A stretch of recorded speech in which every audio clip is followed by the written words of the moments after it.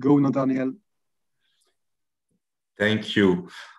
Welcome, everybody. Welcome to this outstanding keynote. The Belgian AI Week is running really well. We have so much session and event, but yesterday we had Patimas, and today we have the great honor to welcome Gregory Renard. So Gregory, you have been working on applied NLP and information supply chain at scale for over 20 years, I think.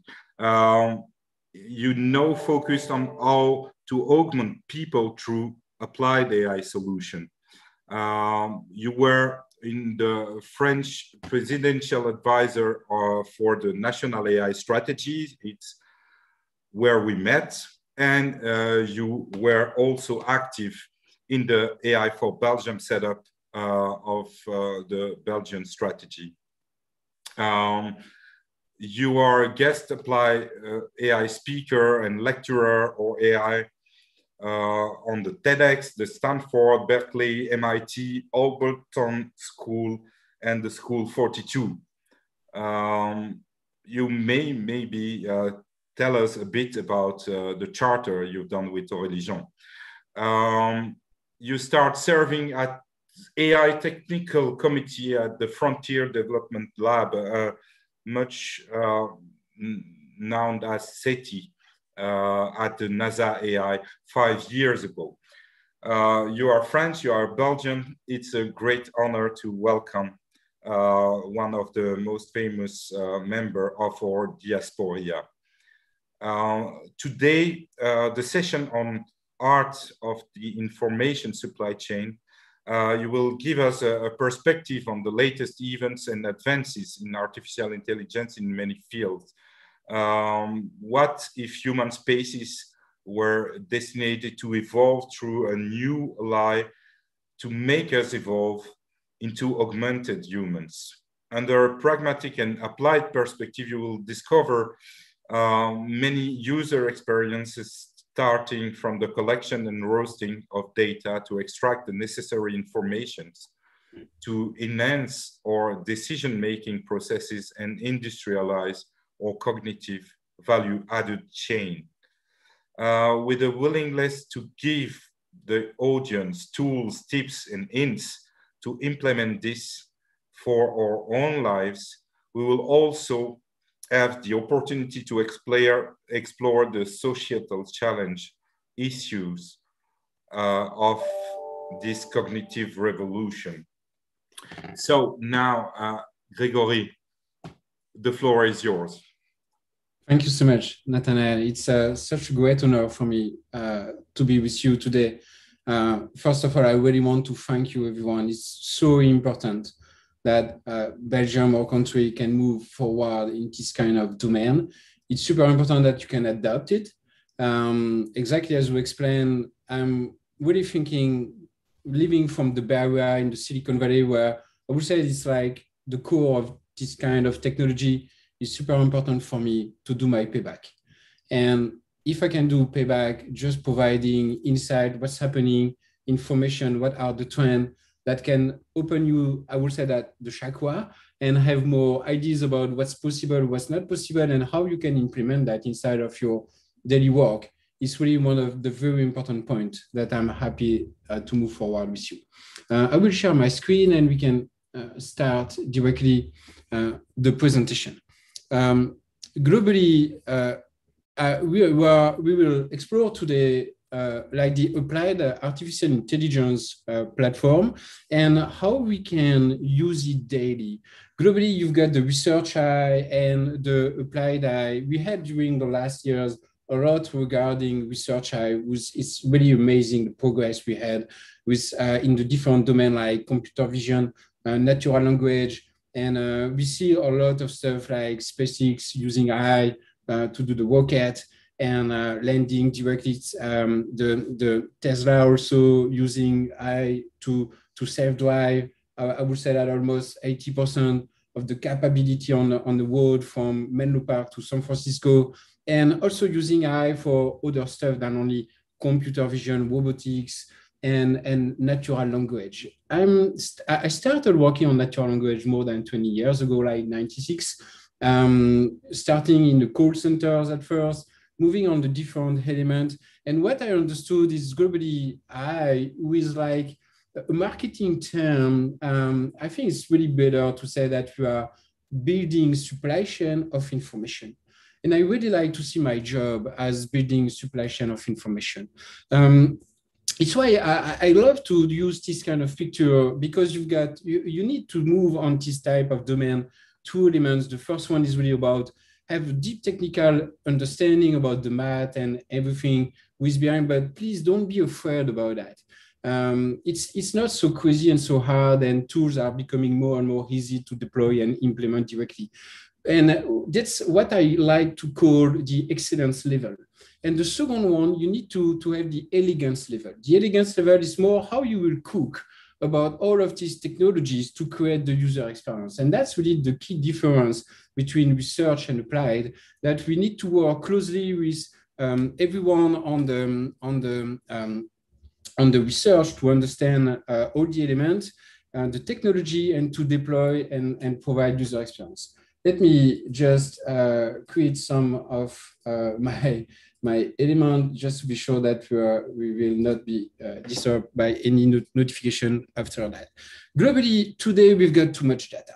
It's the world of big data, information overload, huge challenges, and we need to work on it to understand, because it's everything about unstructured data. Unstructured data is just like the language.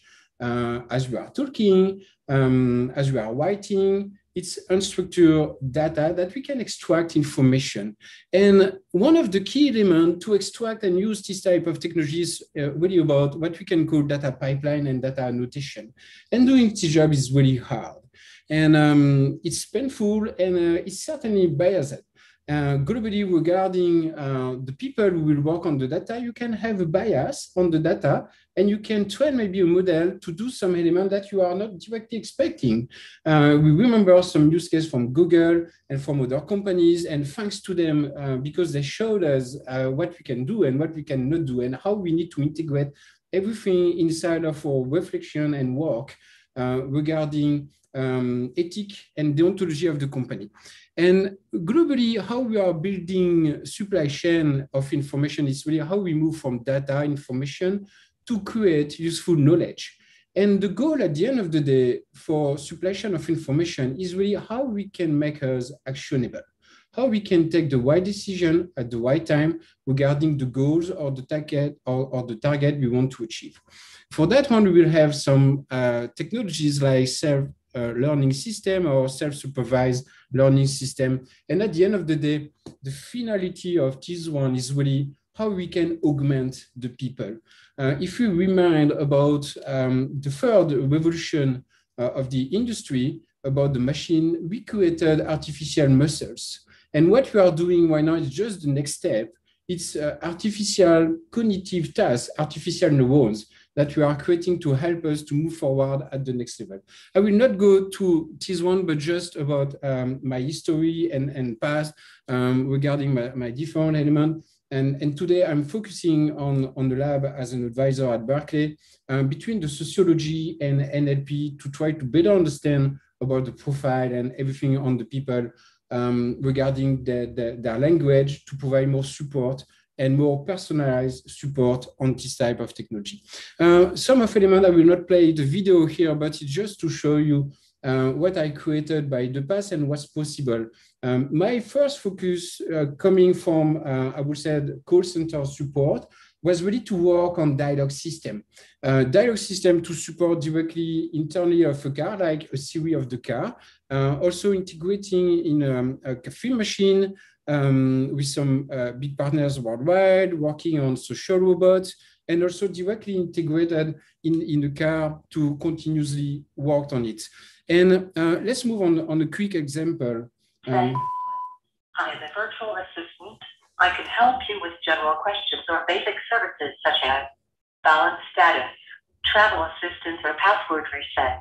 How can I help you today? I'd like to increase my deposit limit. Do you want to increase your deposit limit? Yes, I do. What is the new limit you would like? 1,000. Can you please confirm that you are asking for a new deposit limit of $1,000? Yes, I confirm. For security reasons, I will ask you a couple of questions to verify your identity. Do you have a personal or business account? A personal account. Please give me your full name the way it appears on your account, including your full middle name or initial. Linda Karen Jackson. Got it. Thanks. Are there any other signers on the account? Yes. Could you please give me the name of the other signer? Thomas Taylor. Okay, thank you. Can I have the last four digits of your social security number? 8582. Got it. Thanks. We will notify the division of the bank about your request and get back to you shortly. So what you saw here, it's like a Siri exactly as you've got, or Cortana, or any personal assistant you've got in your phone directly, but it's deployed for a call center. And you saw that the machine is absolutely not scripted system. It's a machine who is capable to adapt itself and to continuously have a target and a goal. And it's exactly where we are today about the technologies that can go in production regarding this type of system. It's showing that we are moving more and more to something really close about the human experience that you can have with someone directly at the call center. And when I understood that, I said, okay, wow, that's good, but why are we creating this kind of technology? And we really started at first to create this technology to provide to call center, customer support, and we quickly understand that we needed to rethink about the design of our product. And just to be sure that this technology is not used to replace the human, but to augment the human. And coming from that point, we completely understood that this type of technology can be used for any other different kind of user experience. And just before look at, you can see here 4 people who are managing almost 80 conversations in the wait time. Globally today, a call center, we can expect for one person to manage 1 to 3 calls at the same time. And globally here, you've got an average of 20 to 30 conversations who are managed directly by the binomial human plus the machine directly. And how we are providing that and how we are deploying this kind of technology for customers is really at first targeting when we've got too much call during the day and also during the off hours. And the finality is really to kill the old time and provide the best user experience to the customer 24/7 on self-services and also reposition the customer service job.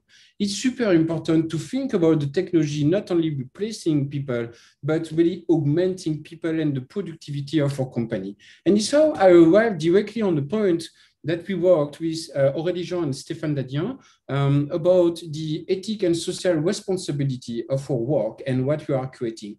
And it's why we wrote a proposition about the Alberton Turing Horse, proposing some guide and rules about what we can do and what we cannot do. Exactly as a doctor, we've got the Hippocratic Oath, and it's exactly the same approach because it's super hard for governments to move at the same speed as we are moving.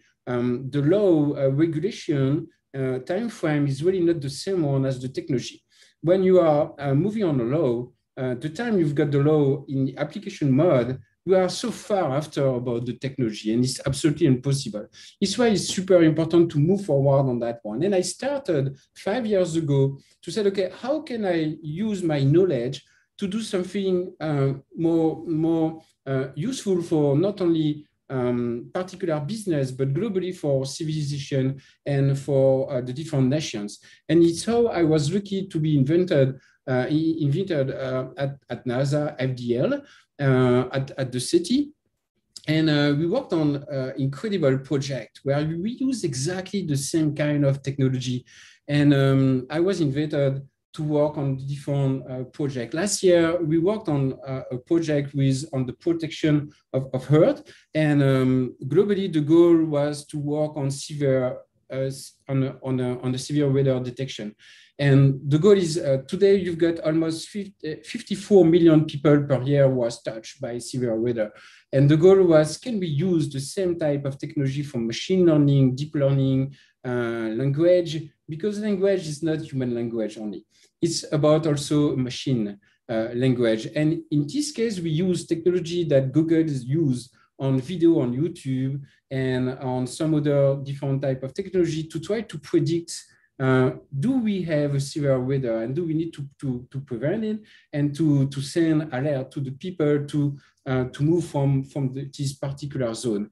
And it's what we achieved last year. And congratulations to the whole team, because on my case, I'm more an advisor helping them to choose the right technology. But after it's directly the team who is doing an amazing job. The result was to be speaker and presenter at one of the famous presentation inside of our domain with no RIPS. And we presented our work and our research and result because we arrived to predict 15 minutes before a severe weather was too small, too short, but right now we will, the team will certainly move working on how we can predict it more than 24 hours. And moving on that one, globally, I continue to think and to say, okay, how can I use this kind of technology to help more people? And we are coming back exactly on the pipeline, the supply chain of information, and we've got too much information. And globally, everyone here is a consumer. And we don't exactly understand what's happening in the company that we are buying the products. And the goal here with one of my new ventures that I'm supporting is about how we can to give back to the consumer information and any data about the company that are buying the products. Today, companies know about you a lot of information like Amazon, Google, Facebook, Twitter. So far, a lot of companies got behaviors and information regarding yourself, and they can predict a lot of information, but how we can provide you back this kind of information. And the goal was to use NLP technology to go online with all the information about the company and come back to you and said, this company is completely supporting pro-LGBT approach and values and threats, and also about employee benefits, that you can understand when you are buying a product from this company, you are supporting your values and you are not supporting values that you are against of. Like if you can see here, I took some screenshot. We are still on the early mode, but we can be proud that we are already analyzing on fully machine values and threats for a lot of companies like Harley-Davidson. You can see here regarding the different approaches on the threats and value, and also for Patagonia. And on the investment, it's what we call the environmental, societal, and governance approach, ESG, that any investment firm and banks and insurance and so far need to be more aware and are looking about the data to understand on which type of company they are investing. You can see here about Patagonia. The machine was able reading thousands of articles and documentation about the company to extract what are the value of the company and providing back. It's still a work in progress. And we've got also the possibility and capability to not only read the article, but go deeper inside of the article and extract the particular part of the article we match and help us to better understand what was the value and the information directly. But globally, we arrived where we are today on the technology, and applied AI is really an amazing domain that I can just encourage you and any student and any person who is in this field to continue to accelerate. We need to have more people working on amazing projects that we can move in production. But it's not a new technology.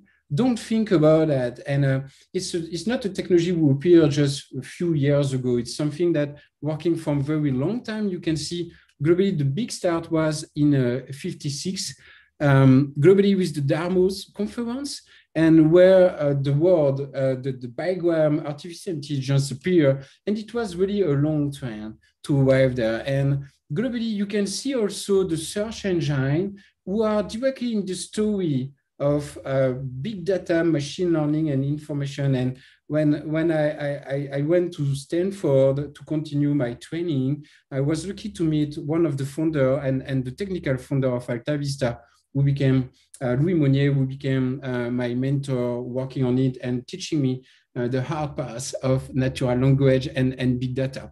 And fortunately, we arrived a few years ago with the godfather of deep learning, that we can call them, and they made an amazing job with Jan LeCun, Benjo, and Hinton, working on this type of approach with multi-layers directly, and who completely changed our domain.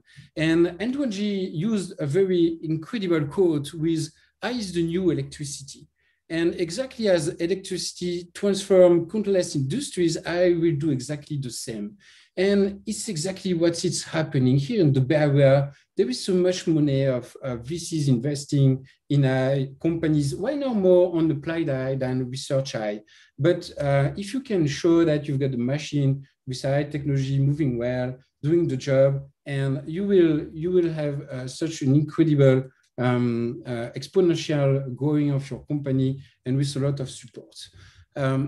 And machine learning and AI is nothing more than globally vectors. Everything we are moving on it's really about math. It's more the art of vectors. And I know it can be painful if you don't like the math, but don't be so afraid about that. It's concepts, and after you've got tools that help you to move very quickly and forward. I remember 5-6 years ago, it was completely unbelievable that it's taking so much time. You needed to implement everything by yourself. Why now you can just in a few days make a proof of concept very quickly about what you want to do. And the main point is really about cooking. I really like to make the comparison of my work with cooking domain, because you need to prepare everything, and after you need to apply, test it, until the time you think that you've got something very strong, exactly as a plate from the weights, high level quality. And you can use this type of technology like data, machine learning, and deep learning for different domains, like using natural language, doing chatbot, image analyze, conversation, knowledge representation. Also, imagine you've got Wikipedia and you're taking mammals, a part of Wikipedia, and you can ask the machine to give you an ontology representation about everything, like what are the relationships on the different species, the definitions, the attributes, features, and everything. The machine can do these kind of things. And imagine if you've got a machine on your side helping you at any time, finding the right information. It's really how the machine will save you a lot of time. And it's why it's super important to think when you are designing and when you are trying to do this kind of product, to think about how you can save time with the machine, how you can save money, because the machine will help you to save time and directly connected money, and how you can provide wellness to the people. I like also to provide tips and tricks about if you are in your business and your company and you said, okay, Greg, that's super cool what you just explained, but how I apply that in my company? Just think about all your life cycle processes inside of your company. You split in a small task, and you take the task with the most painful on what you are doing daily. And if this task is repetitive and cognitive, let's do the machine. And you will find the engineers that they can work on it to help you to move forward. But the best, I would say, the example and pattern you need to work on is really the human brain. I'm in love about looking about how we are thinking, how we are processing data, to try to recreate with these different type of materials that we've got, with silicone versus natural, and using the silicone machine and algorithm to try to reproduce the life cycle of the task that we need to recreate the user experience. And we can use also to make some deduction, reasoning, vision, robotics, and a lot. And just to give you more examples than I just made before regarding natural language, noise extraction, what we made at the Frontier Development Lab, it's also like, it's already in production in tools that you're using daily, like Facebook, For people who are blind, you've got the description automatically on images. And it's a machine who will do what we call captioning, taking the image, extracting what is happening inside of the image, and recreate an understandable sentence that we can directly use to speak to the people who are in front of the web page. I believe you know also about self-driving car. It's not a dream. I'm personally using a car for many years, and I saw the progress, and it's really incredible right now. Okay, thanks to COVID, we are not driving so much for the moment, but globally, the car can manage like more than 80% of the trip from here to maybe Palm Springs or San Francisco. And it's really comfortable right now to go and avoiding a lot of accidents. I remember my car taking back the control from a vehicle I didn't saw before. And I was so surprised, and I let the car manage that. And without the system, I'm pretty sure that I had an accident. And globally, it's kind of car, but thanks to all the car manufacturer, we will have more and more this type of car on the market, certainly saving a lot of lives. But it's not only the element. There is so much that you saw on the press and that you can find online. You've got captioning, detecting directly inside of images, gaming.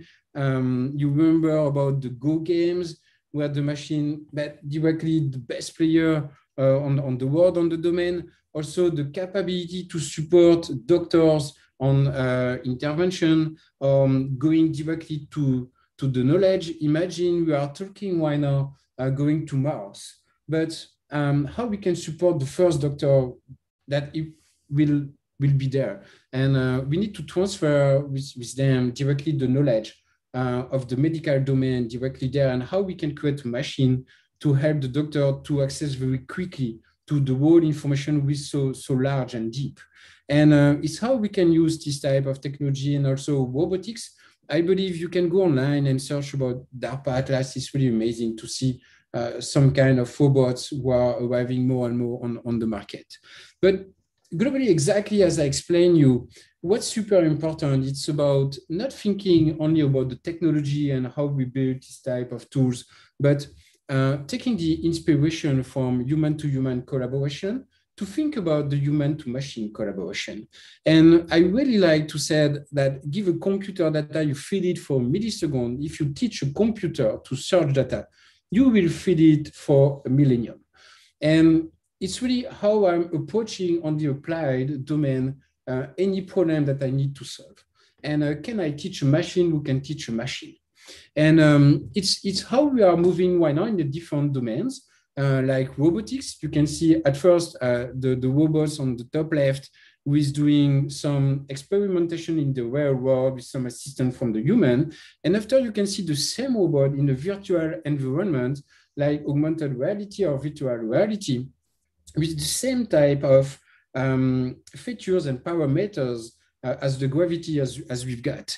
And with the capability to not only train one at a time, but maybe millions at a time. And the good point, and it's absolutely unfair for the human knowledge and human brain, the machine can train at scale and merge all the knowledge that the machine learned in one machine at the end.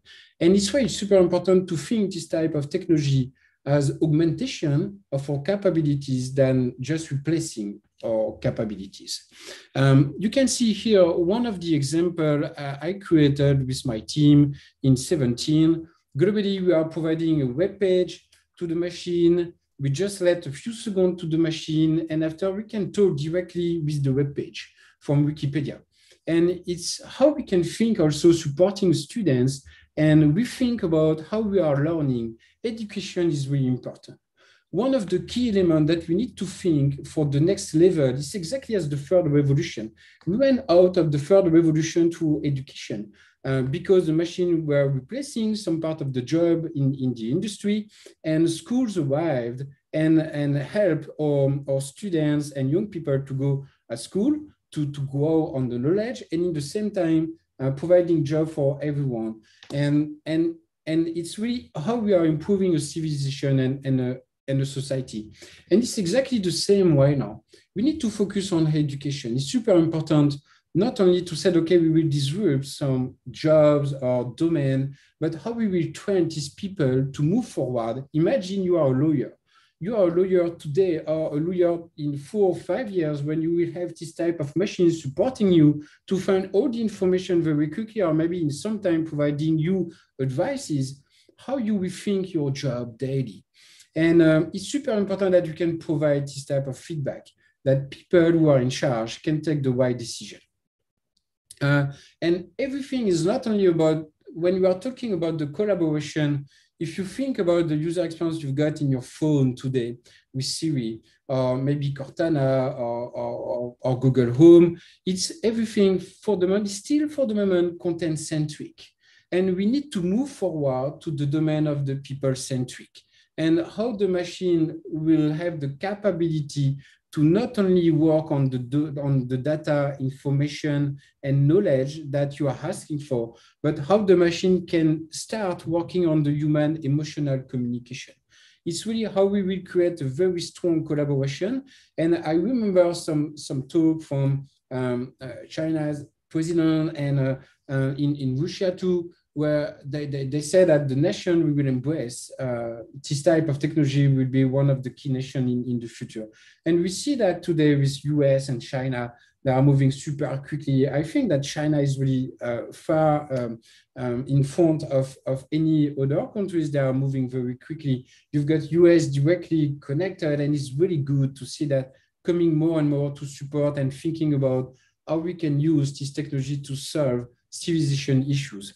And coming back on human emotional, it's why are we looking for that? Because we want this kind of user experience, and we want about emotion. And I remember working with one of the startup with Blue Robotics in Paris, and we were working on a project with them integrating silicon brain inside of the robots with interaction.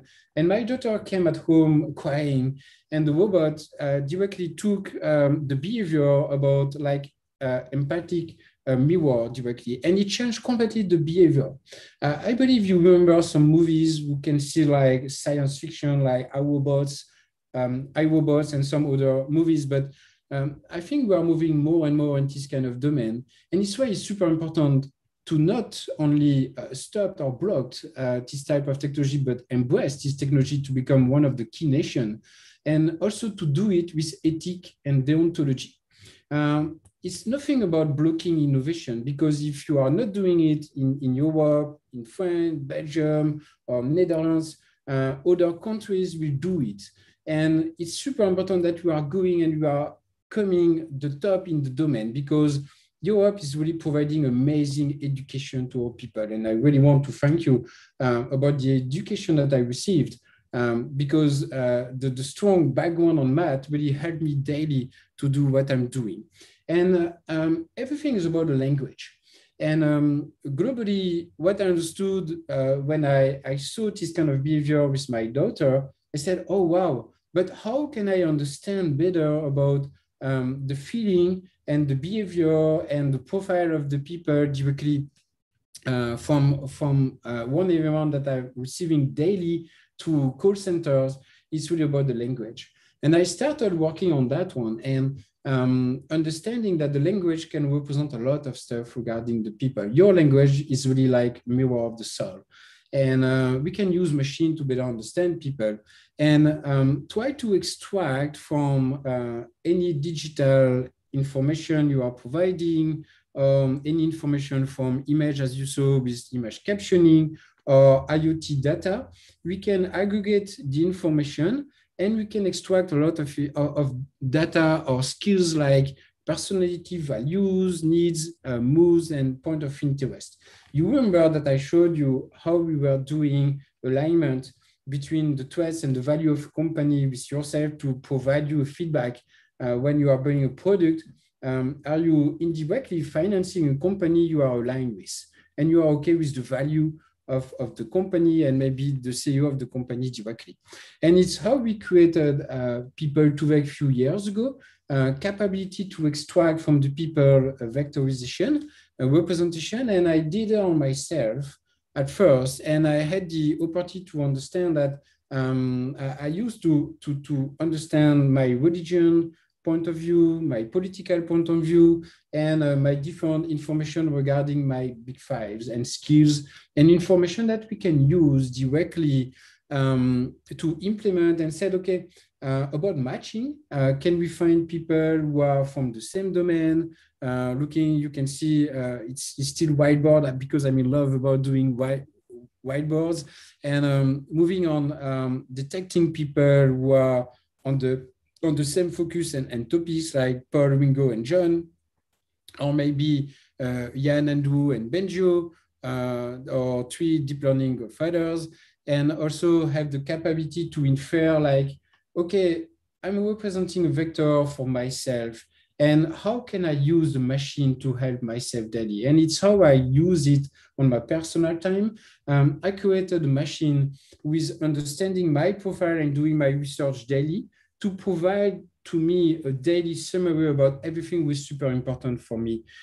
It's globally my research, my daily research about articles, information to continue to be on the top of my domain.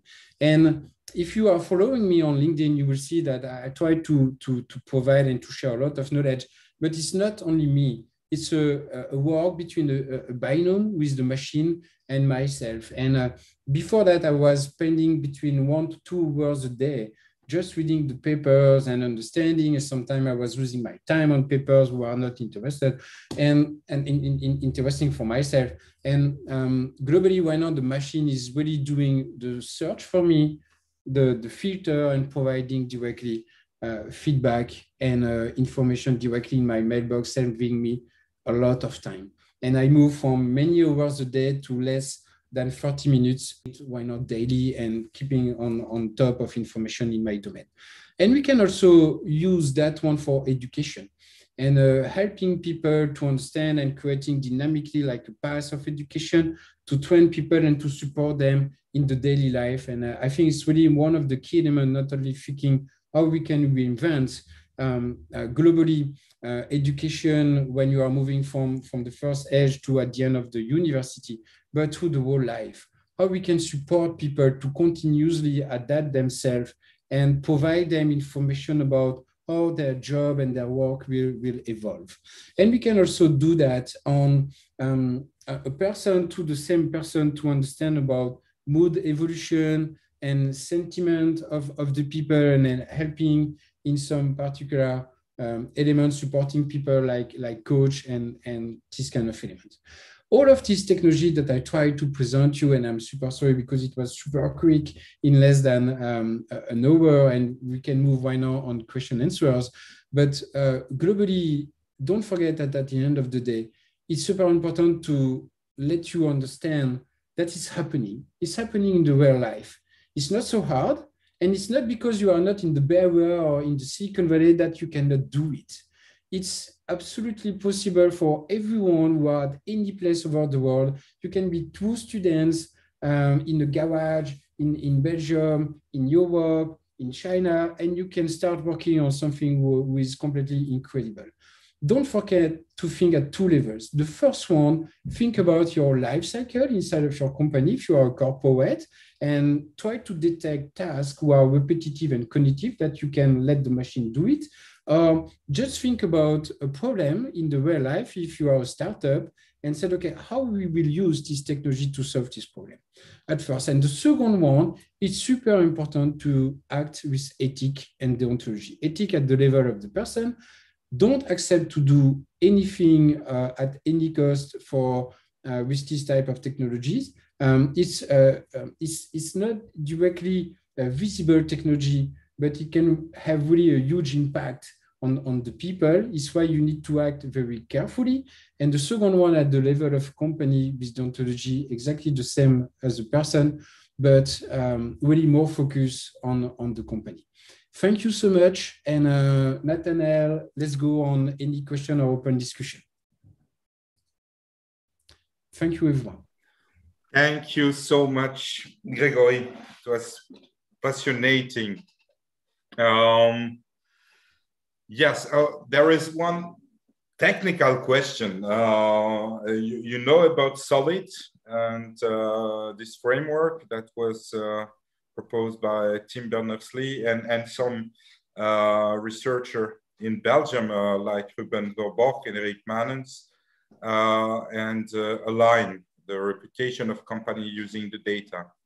So the question is, what about matching the idea of solid, which is related to personal data vaults and align the reputation of companies using the data? Yeah, I think it's one of the key elements. I like, and maybe we can connect that also to the universal income at the time.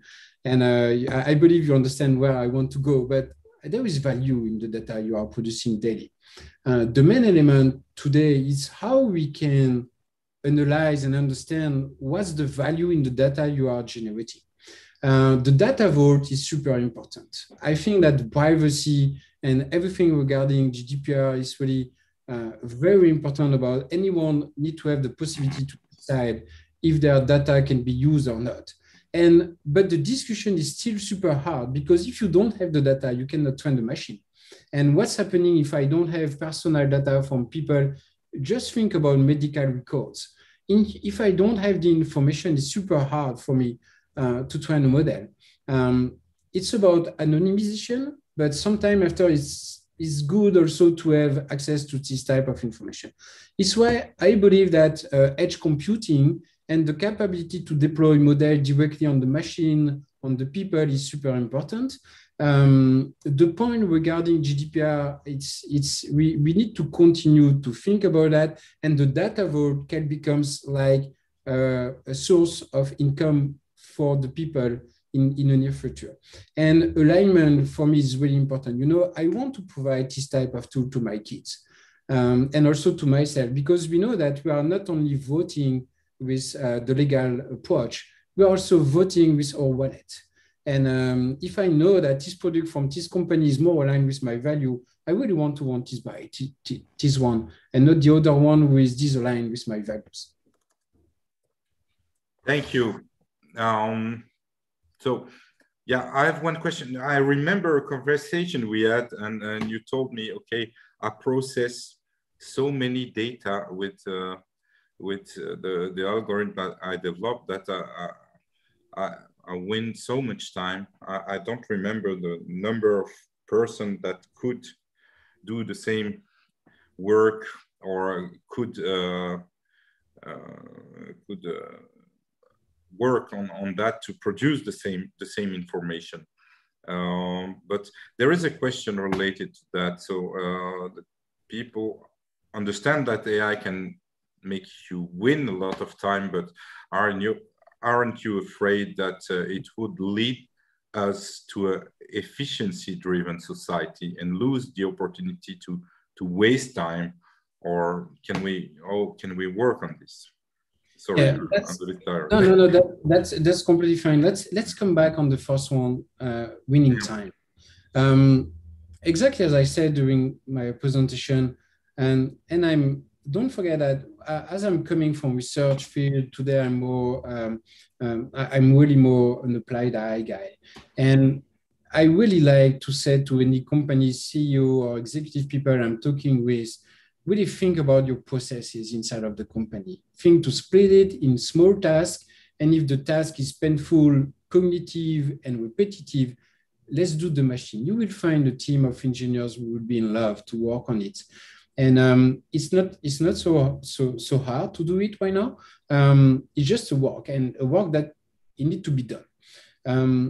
The second one, I think that machine saving you time is providing an opportunity to do something else. You know, if you've got a machine who is doing the job for yourself, and I can give you the feedback about the machine I created for myself to do my research. And as I've got this machine, I'm completely in stress that I will lose some information. And because the machine will push this information directly to me. And it's really providing me directly wellness, saving my time that I can use for whatever else I want to do. Okay, in my case, I'm not a good student because I'm working more, and I'm sorry to my family for that, but globally, it's really a huge opportunity. And it's a huge opportunity for a nation. and for companies and directly for the people. Going on this kind of technology can really change your life. And also we've got a lack of people able to work on this type of technology, and the market is still looking. It's why really don't hesitate to take this opportunity and go and move on that one. I see another question. How are you afraid that by pushing for more efficiency, we might lose an essential part of the human existence? Of course. And I remember I had many questions about my work, to be honest with you. And many times I said to my wife, I need to stop what I'm doing because maybe it's moving us out of the what was the human persistence and existence. But this technology will arrive on the market, whatever. And this way I said, okay, I want to be part of this game, but I want to be part with an ethical approach. And it's why I'm here today. And be sure that it's not only, you cannot avoid, imagine you've got two countries. The first one still want to continue to work with candles, and the other one moving on electricity. And you said today, why are you continuing on candles? And it's okay, it's obvious today. Don't forget that any disruption technology are coming with three behaviors. The first one, people said it will never work. And I used to heard that one many years regarding my research and my work. The second one is, oh my goodness, it's working, we will all die, why now? And the last one, it's obvious how we were doing before. And it was exactly, if you are going in the history of our civilization, not so far, like 50, 100 years, it was the case with the television. It was the case with the car. I remember I saw some papers writing on the top page, like if you are driving at more than 100 kilometers hours, you will die in the car. Okay, stop it. Why now? You understood that it's absolutely not the case. And you can take two positions. You can make the opposition to innovation, or you can embrace the innovation and make the country and the nation successful country and nation. And it's why I know it's super important. We need to go after the second phase, and before, and the first is not working, we will all die. No, why now? We need to embrace. There is no comeback. And the technology is there. We need to embrace to create more value and awareness for people. Thank you. I have another question on, can you elaborate on how a line or another NLP system using the web can deal with fake news? Also, how do you deal with content behind paywalls? Yeah. Globally, if you're okay, I will not go too much deeper on this kind of domain because it will need maybe more than a few minutes. Yeah. But globally, I love to use everything is online, and I'm not saying that I resolve completely fake news or paywall papers, this kind of element, but globally, we used to work on sociology, on social behavior, reverse engineering to understand where are the probability to find fake news and not fake news. It's about exactly as I explained you, I love to analyze how myself I can try to detect a fake news from not a fake news. And the good point is it's a cognitive task. And it's a hard work to do it, but you can train a machine to do the same process to try to analyze. And at the end of the day, you will be not sure at 100%. I never said that all the machine we are training arrive at 100%. The human mistakes is almost between 5 to 6% we can expect. And machine can move very quickly to 84% of accuracy. And why now with some algorithm strategy like transformers and attention models, we can be super close to the level of human errors.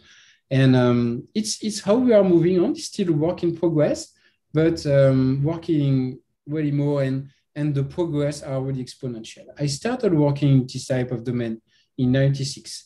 And I would say that during the last 5 years, the progress was 10 times more important than during the first part of my career. And it's really amazing. It's why I needed to think my job, how I can augment myself to continue to be on the top as I'm expecting as a professional in the domain. Yeah, I have some question about the environmental impact of AI as it is growing so fast. Do you see a risk regarding the energy consumption? Yeah, for sure. Globally, I think we saw energy, and it's really one of the key topics coming, and it's still research for the moment, and not only research on the technology and computing side, but training big models is taking a lot of time, a lot of energy, and also a lot of money. And it's why we are moving more and more on what we can call pre-trained models that we can fine-tune, and how we can reuse a model that was trained on some particular generalities that we can after fine-tune on a particular domain. This kind of approach is really good, and I will really encourage anyone who is doing applied AI to move forward on this kind of approach. Tuning a model by yourself can be super long, super painful, mainly in the language. Language is a domain with really incredible because you've got 7 billion possibilities with the exponential of the mood and the behavior of the people. It's why I'm in love about language, because it's super hard. And when you think that it's working and you deploy in production, you say, oh, it's not working exactly as I was expecting. But globally, energy is certainly something that we need to work on. And because we need to find a solution. Today, we've got one of the most incredible machines in front of us with the brain, working with 20 watts. And how we can move forward. It's why you've got incredible companies in language like Hugging Face, who just announced a new fundraising in New York, working on small and light models that we can use who are more cheaper than any other type of model doing the job very well. And it's really a work in progress. And I believe the community is completely aware about that. And a lot of people are working on how we can break down the cost and the energy that we are using to train machines. Yeah, thank you. There was a really interesting session on that with Axel Nakart from iMake ID Lab yesterday. So as we are recording all the session, the people could also see it. But I will maybe ask you some question, because you are in the heart of the Silicon Valley, and you have always, let's say, 2 years, 3 years maybe, on what will happen here in Europe. And you travel a lot between California and Europe. So what's your main remarks on what's happening in Europe for the moment? What are the main differences? And what will be the trends here in 2 or 3 years? Yeah, I think that COVID really did not help us to move forward, but in the same time, what's happening here, people took that one as a huge opportunity. You cannot travel, you are spending less time in conferences and everything, and thanks to you to find a solution to do it well. But globally, progress are really amazing. And we saw that like the economy on hold really generated a lot of money for VCs, ventures, and this kind of partners. And yesterday, I was on a social distancing meeting, friends who are VCs here in the Bay Area, and there is a lot of excitation right now regarding the new acceleration directly after COVID. And thanks to the vaccine which is coming, providing more hope, for the next step, that we can come back slowly to the new normal life. There is a lot of opportunities, and people are really focused on not only research, technologies, and everything, but also on the on applied, how you are solving problem.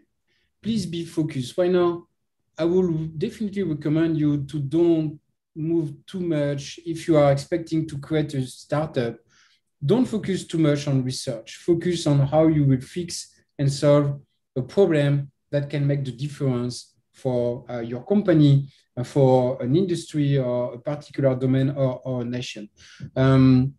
We are still lacking a lot of profile and skills. To be honest with you, as an industry who is growing exponentially, we need to have talents. And talents are not only PhD. I saw a big move during the last 12 months where big companies like Google, Amazon, Microsoft, Facebook, so far, they're less looking for PhD people, but also for master degrees and other people who are maybe sometimes self-trained on the domain. And the domain is more looking about talents that can solve problems. And okay, we need to have PhD, and thanks to them, they are doing such an amazing work to improve our domain. But why not? There is too much demand, and we don't have enough people to deliver everything we want. And also, I would say that we've got some feedback right now after 4 or 5 years about it's still a new generation of technology that we can implement inside of the processes. And we need to have more feedback to understand exactly how we can do it and how we can implement. And the good point, we've got more and more feedback to say, okay, that one is working, that one is not working. And it's why it's super important to continue to fail. And I know that it's not in the culture in Belgium, Europe, France, but globally it's super important. When you are failing, next time you will not fail again. And that's one of the culture we've got here in US. People are really thinking about, okay, fail until you will be successful and continue and do it. And that's, but if you can merge the excellence level on education and math, and so far, there is so many people. Before COVID, we were meeting here, and when you are looking the I domain, there is so much people coming from Europe. And because about the education we received, it was super good. And here they've got an incredible mindset of entrepreneurship. There is nothing impossible. And thinking about merging both can really make the difference for a nation like Belgium. Thank you, Gregory. Maybe a last question, because I can afterwards introduce maybe other session. So how do you see creativity in AI? But you have only 1 minute. Yeah, I would recommend you to go online. I used to go on some of my weekends 4 years ago in a lab here in San Francisco, where they were bringing in the same room artists and people like me, trying to create art. And one of the person I used to meet there completely launched his business, creating incredible art based on big data and machine learning today. Dynamic pens, it's really amazing. And he's deploying his art in big companies from New York to Seattle and San Francisco right now.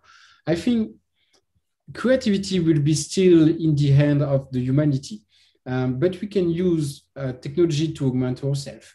Imagine you are a band, you are playing an instrument, and you need to have a band with you, a virtual band, and you can use technology to support you and train yourself at home.